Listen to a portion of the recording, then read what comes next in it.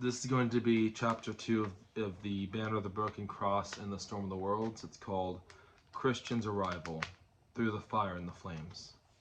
Christian stood at the corner of the label camp and gazed out at one of the guard towers, looking out in the distance at the great expanse of desolation that lay before him. He could barely remember his early childhood, a time before the Dominion had seized control over his homeland. He remembered many beautiful sights, places, and people, and the sun seemed to be brighter during those times. The world was lively, and people talked about their emotions, which were not always flooded with pain and torment. He remembered when he was 7 years old, and his parents took him to play laser tag, not a care in the world, having no idea about the oppressed future he would face. His very face covered with dirt, lights of the world gone out, and the truth shrouded in darkness. All these thoughts filled his mind with melancholy, washing over him in waves as he carried heavy objects from one side of the camp to the other, his eyes fixed on his companions, who he now viewed as slaves, having no agency or power over their own destinies. He remembered the faces of those he had met in his youth, and the sights of war when the Dominion reached Canadian shores, and the disgrace of the surrender of the Canadian government to what he would consider an army of zealots, adherents of a religion that sought total control over everything, and he felt as if he was suffocating under their cold embrace. All he could do was long for the memories of laughter of a quickly forgotten past, memories that were brazenly and rebelliously echoed in his dreams and twisted into a cacophonous song somewhere within the heart of the thunderous storm of the worlds. All of the worlds he dreamed about told him stories of a better world, which was only in reach in dreams. His experiences surrounded him in their bitter embrace, instantly erasing all memories of the storm of the worlds the very moment they appeared. The death and the dirt and the blood that surrounded him made him contrast. The death and the blood that surrounded him made him be disgusted with the world, contrasted with his memories, made him realize how easily everything in one's life can go disastrously and irrevocably wrong. His thoughts then turned to the vast and unexplored lands he knew must lay outside the camp. If not in this world, then in other worlds, if his dreams told him any truths at all. They were always those faint whispers in his mind calling him to a better world out of the depths of a meaningless existence. Somewhere he hoped that something or someone could perhaps pull him up into the light of the day. His thoughts then turned again towards the woman with bright red hair whom he envisioned riding the waves within the storm of the worlds. His only hope was to cling to the idea that these dreams might be real, that there was salvation to be found in the tumultuous waves and the clashing lightning and thunderous roars of the many sea monsters that teemed within its oceans. Each night, when he came home from the labor camp, his dreams of Natalie became more and more vivid and more powerful. The teeth of these visions sunk deep into his heart, seeing in his mind images of her falling and surrounding herself into the storm of the worlds. This image was burned into his mind and with scorching flames, and his thoughts turned to the idea that she would lead him to a place of rest as a guiding light for his path, a miracle in the darkest night, at least a little closer to the truth he had always craved and desperately sought, forsaking all other goals. As the days passed and the grueling hours at the labor camp went by, he counted the hand on the clock, waiting for the moment when he might be able to sleep and return to his dreams. Vast, terrifying oceans were more welcoming than the waking world, leading him on an endless journey through his doubts to discover other worlds, which would welcome him with all their danger and excitement and the strength they would bestow on him. The sun disappeared below the horizon in its long and treacherous shadows across the desolate and tortured landscape, which was once filled with trees and grass, now stripped of all its resources in such a short time. Christian made promises to himself. He would use all his might to find the truth, no matter what it would cost him, or how far he would travel. And despite any risks, he had nothing to lose. His heart told him that there was more to life than the torment that suffocated him. In the smoke of the fires that filled his lungs, in the dirt covered everything, in the dark gospel of the mother that was preached by the magisterium priests on every street corner, the walls of the labor camp strangled the life from his veins, tormenting his mind, knowing that their imposing force could not so easily be overthrown. Not far away, in New York, Natalie's dreams became more captivating and immersive and lifelike every night. She was submerged into other worlds. One night, she found herself walking through the streets of a city in our world in the year 2017. The sights and sounds amazed her. The light of the sun clearly seen. The smog no longer there. She visited familiar places and shops, but they were all still in business, and people still visited them and treaded the streets without fear of being harassed by soldiers. Natalie took in all these sights, but although she had experienced them with the same vividness as if she was awake, she did not believe her eyes. In her mind, she believed that all that could exist was torture and hunger, and that there would be no world where people would laugh or care about things other than survival. She now knew that life had the potential to be good. That is, if she had any power at all to free herself from the slavery that imposed itself on her. The sights and sounds overwhelmed her to the extent that she had trouble walking. Just the sight of things we would consider to be normal filled her with overwhelming shock because of how different they were. At the same time, she was drawn like a fly to the light by the vibrant energy that pulsated through every hidden crevice of this bold and new world, which was so familiar to us. As Natalie continued to wander through the streets of the city, bustling with sounds of vehicles, honking horns, sirens, with people, with children walking freely and with laughter, she knew she had to find a quiet place of rest, lest the barrage of new sounds would drive her to the point of insanity. She entered a small but lively coffee shop, the smell of freshly brewed coffee and the sounds of lively conversations filling the atmosphere, surrounding her like a warm embrace of a lover, and she hoped it would never let her go. She wanted to ask if she could stay in this place forever, feeling completely out of her place. She sat near the window, gazing outside at the souls walking by, as she listened to people and overheard their conversations as they spoke freely and openly, discussing topics that would be simple to us, but taboo for the religious regime that controlled Natalie's world. She even heard things that would be punishable by death to speak openly in the dominion of the broken cross. Natalie was marveled at the sight, though, at the simple thought that such freedom was possible. Freedom led to power, and it was ignited by the lack of fear of retaliation and the simple heart inside of people to do what is right, and to build families, and to build a brighter future for their children. All things were reaching out toward love, the love that Natalie craved her entire life. Words flowing like water, while people reaching out toward love, a love that Natalie... All things were reaching out toward... I messed that up, okay. All things were reaching out toward love, a love that Natalie craved her entire life, words flowing like water, while people were unafraid to speak their true thoughts, and what was really on their minds.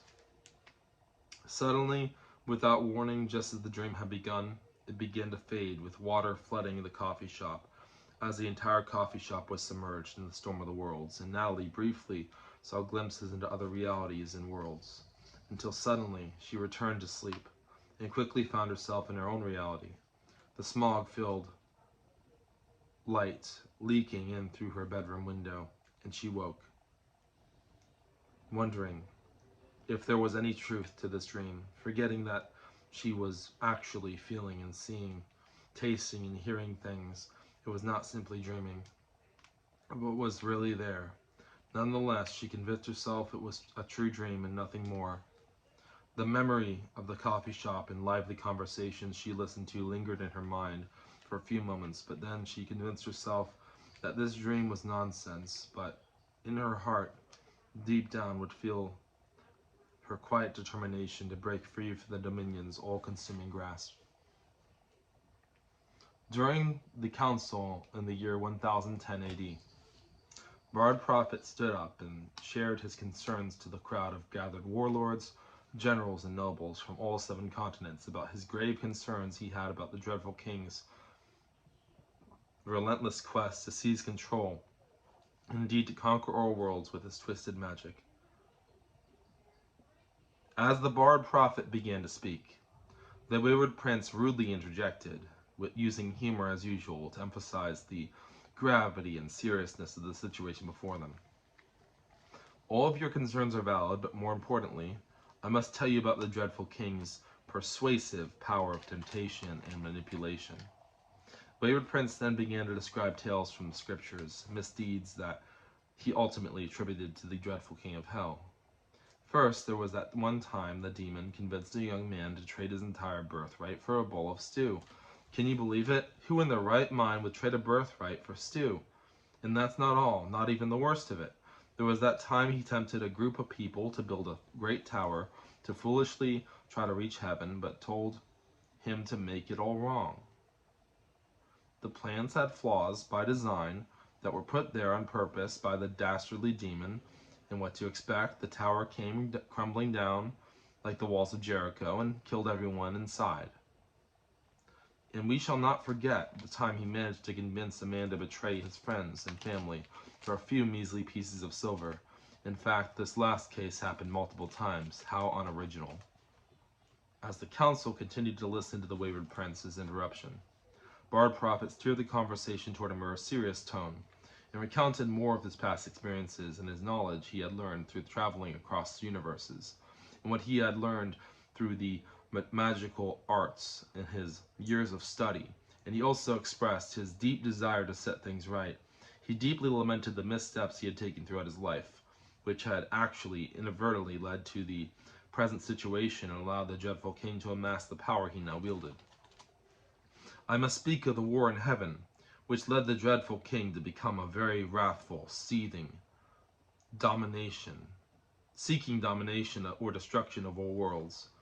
If only he could enter them in a tangible form. Bard Prophet spoke those words in a solemn declaration.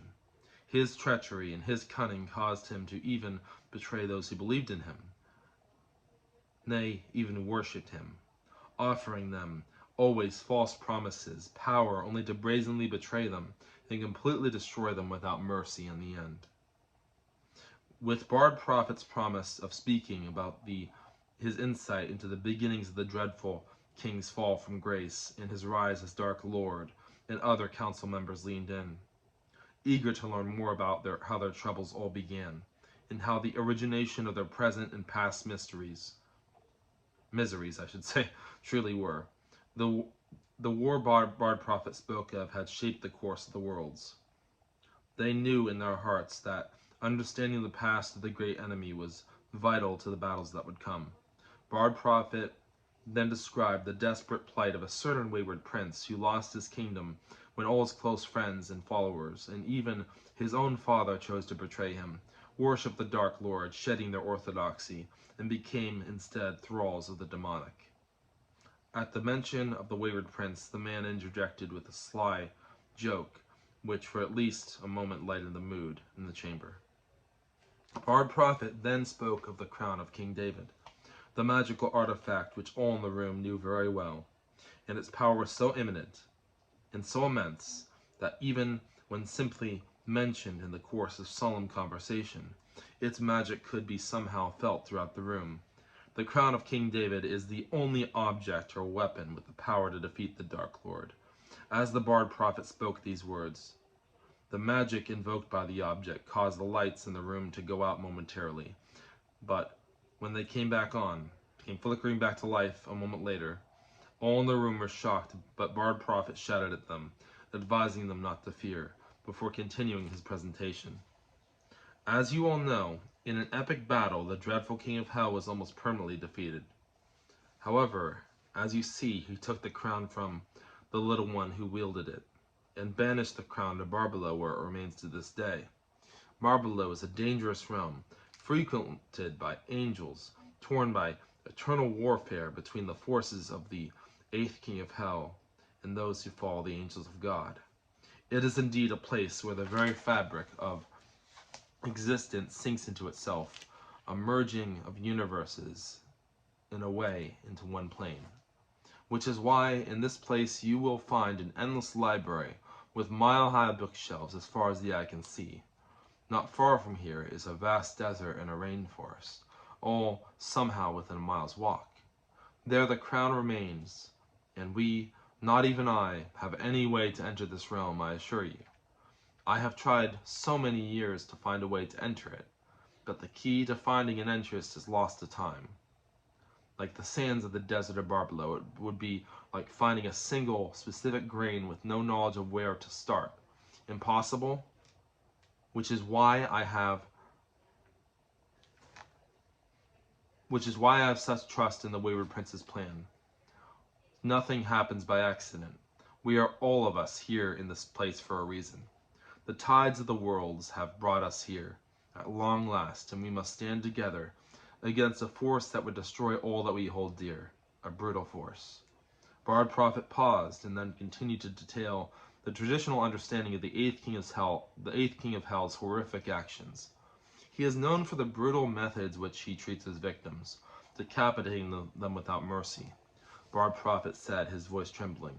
The demon possesses terrifying attributes and powers, and he has caused immeasurable suffering throughout the world. Bard Prophet paused again before adding, some know him by another name, but I dare not speak it here, because the simple mention of it can summon the demons and the very devils we seek to defeat. The council members continued to listen with even more careful and rapt attention than before. Their faces, a mix of fear and trepid determination. They believed that knowing the true nature of the dreadful king of hell was absolutely necessary to their goals of creating a world that would somehow find peace, and they clung closely to Bard Prophet's every word, in their desperation for any and all information that they might find useful or could aid directly in their fight against the darkness and the demon that covered the world in its shroud. The candle in Christian's bedroom flickered and went out for a moment, and Christian had a vivid dream about a young child, a 10-year-old girl wearing a crown. This crown was not just any crown. It was consumed by magic and possessed in its nature unfettered power.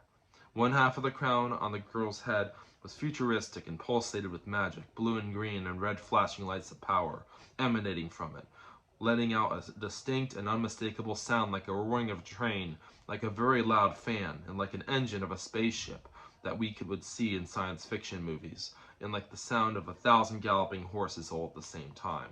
The young woman sat on the throne with a serious look on her face, looking out into nothingness, knowing her only desire was to confront and defeat the Dark Lord. The vision faded, and Christian awoke with a sudden bolt out of bed, hands grasping his thin sheets that warmed him throughout the night. The candle flickered again, and then somehow, without explanation, was light again, the same way the candles in the medieval council chamber had flickered.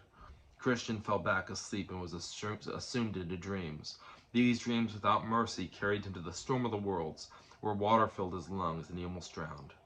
One moment he was drowning in the storm of the worlds, and the next he felt burns all over his body, and he fell abruptly to a cold, stony floor, water pouring out of the portal, putting out all the flames and lighted up his clothing. He gazed up and saw that he was surrounded by the strangest crowd of people he had ever seen. Lords and generals and advisors all dressed in medieval garb, some wearing crowns, some bearing the marks of a long and terrible war, and others wearing rings that glowed with light. In front of him was a prince wearing blue and red, flamboyantly dressed, wearing a simple gold crown. The characters around Christian began to stare at him, their minds rife with disbelief. What strange magic is this? Bard Prophet said aloud as Wayward Prince slowly and calmly began to approach, the man who he knew was a visitor from another world. The fact that Bard Prophet had just been in the middle of describing the fire that had fallen from heaven during the original war against the eighth king of hell had stopped mid-sentence, his mouth agape. Bard Prophet had seen many magical feats and tricks in his life, but nothing came close to the power and unexpected nature of this. Christian could feel the intensity of the air of the room, as well as still the intense heat from the now dissipating flames that had transported him to this place. But he couldn't help but marvel at the coincidence of his arrival with the Bard Prophet's detailed and serious descriptions of the celestial fire, which he described as if you and I were reading from a newspaper about real warfare that was happening in the Middle East or other parts of the world ravaged by war. As the council members started to recover from their immediate shock of Christian's arrival, they looked at Christian first with suspicion, and then with a rapidly growing fear and distrust. The events of the past several years had taught them to immediately distrust any people or entities claiming to be visitors from other worlds, especially those bearing gifts or promising knowledge. Christian, however, was completely disoriented and would have no idea why they would consider him to be such a threat. In his mind, there was no way they could perceive him as any kind of danger to the members of the council or their world. All he knew was that he was in a strange new place, and he was not even sure if he wanted to return to the world he originally came from. The wayward prince maintained his composure and restrained himself from making any jokes, seeing the seriousness of the situation and that his next moves were going to be very important. He stepped forward and looked at Christian directly in the eyes, attempting to make sense of the situation that they found themselves in. What immediately caught his eye was the sigil of the dreadful king of hell, which had been seared or possibly tattooed into Christian's arm, and his eyes widened as he acknowledged what he was seeing, and the caution in his eyes grew. The wayward prince approached, knowing that he needed to approach the situation with the utmost wisdom. "What is that mark on your..." he said as he leaned closer, his voice filled with curiosity rather than judgment. Christian looked down at the sigil, which long ago was burned into his skin by his slave masters. He knew all slaves in the world bore the mark, but he had no idea what it meant. The wayward prince was asked by a council member what he was referring to, and he began to describe the sigil in great detail, drawing the immediate attention of all of the council members. There's a squiggly line here and there, and the wayward prince completely described the sigil, but before he could finish, as soon as the members realized what it was, the council members grew furious, and their faces grew increasingly horrified. Some even drew their swords in anger, prepared to strike Christian down. The wayward prince, however, was completely undeterred. He quickly drew his own sword and positioned himself between the fearful members of the council and the confused Christian, parrying the sword thrust of a man who had jumped from his seat to kill Christian. "Stay your hand," the wayward prince commanded, and all he knew was that his voice was filled with authority. "This man has arrived here through the fire and the flames, and is under the protection of God. We should also give him a chance to prove himself before coming to such a swift and false understanding." The council members hesitated, their swords wavering. They looked and gazed at Bard Prophet, inquiring whose side he would take, as if they were looking for guidance, and after a long moment of thoughtful contemplation, he solemnly nodded. The council members, after much reluctance, all sheathed their swords and weapons, still eyeing Christian with caution, and Christian knew that he was at their mercy. Christian was overwhelmed by this unexpected turn of events, but he found himself eternally grateful for the wayward prince's intervention. He did not understand why he had been brought to this place. All he knew was that he needed to find a way to survive in this new world beyond anything he had ever fantasized about. This was the beginning of a connection and deep friendship between Christian and the wayward prince. Christian still did not entirely understand what was happening, or what forces brought him here to this place, for what purpose, but he knew for certain that there was a purpose. This strong bond would never be broken, not even by death. It was crafted through a shared experience and a struggle to fight together against insurmountable odds, and beyond all to erase the evil in the world, and a desire to uncover the truth of the mysteries that had at long last brought them together. Only together could they delve deep into the secrets that would lead to the downfall of the dreadful king of hell, and only with this knowledge and friendship would they even hope to learn about, and even now they had no idea how intertwined and irrevocably linked their destinies truly were. Now Wayward Prince had brought Christian into a private room of the council chamber, where he would interrogate him, promising to share this information with the rest of the council, in hopes of convincing them that Christian served as no threat. "Who are you? What is your name?" the Wayward Prince asked. "Christian," the young man replied. "A strange name for a friend of a demon," the Wayward Prince retorted. "But on a more serious note, do you have any idea how that mark on your arm means? What that mark on your arm means?" "No," Christian replied, stating a fact. "Let me rephrase this. Do you have any idea how it got there?" asked the prince. "My nation was Canada," Christian asked quickly. Christian quickly replied, I should say. "A strange land I've never heard of," the Wayward Prince interrupted. "Yes, but that's not the point. It was taken over by a violent military regime known as the Dominion. When I was very young, and all my people were enslaved, those who weren't killed were marked with this mark, but I have no idea what it means." "I can tell you what it means," said Wayward Prince. "It is the sigil of a great demon, the dreadful king of hell, the eighth king, in fact. I'm afraid that this demon has taken over your world, and as he craves all worlds, what he cannot control, he seeks to completely destroy. I have so many questions, dear Christian, so much I am curious about, and in time there will be much more to learn. But I suppose right now the important thing is that we realize our shared purpose within where we find ourselves. We are friends, and what we really want is the same thing. And I will reach out my hands in friendship. I could use some friends. I don't suppose I have any, not even in the world that I came from. So much has changed since my childhood. However, I need to know about this world. What happened here?" Christian said, his eyes fixed and gazing directly outside the window at the scorched earth and destroyed buildings which surrounded them. "It would seem," said the prince, "that the same demon who has brought destruction on your world has also brought destruction to ours." "But how can the same demon be present in two different worlds at once?" asked Christian. Wayward Prince's reply was direct. "Time passes in one direction in any world, but I suppose if one were to travel between them, then it becomes clear that to him he's in both universes at the same time, but one first and then the other. Even a demon has limitations, I suppose. Its power is almighty, its reach has a limit." In the new world Christian found himself in, he felt a new sense of bravery, as if resistance was suddenly possible, as if he had power, but here in this new place he struggled to find the words to ask the questions about what he needed to know. One thing was for sure, all of his power could be taken from him in a moment, and this world was only 1 nanosecond away from utter disaster. Wayward Prince studied Christian's face, observing the apprehension and bewilderment of the new world he found himself in. As he gazed intently out the window, observing the beautiful flowers and birds fluttering in the wind, a single sparrow chirped and landed on the windowsill, as if to observe the rest of the conversation. "Are you nervous about the future?" Wayward Prince asked Christian. "Yes, I suppose, but in a way I feel powerless, like I have no weapon or tool to carve my way to a place of peace and trust and surrender, I suppose."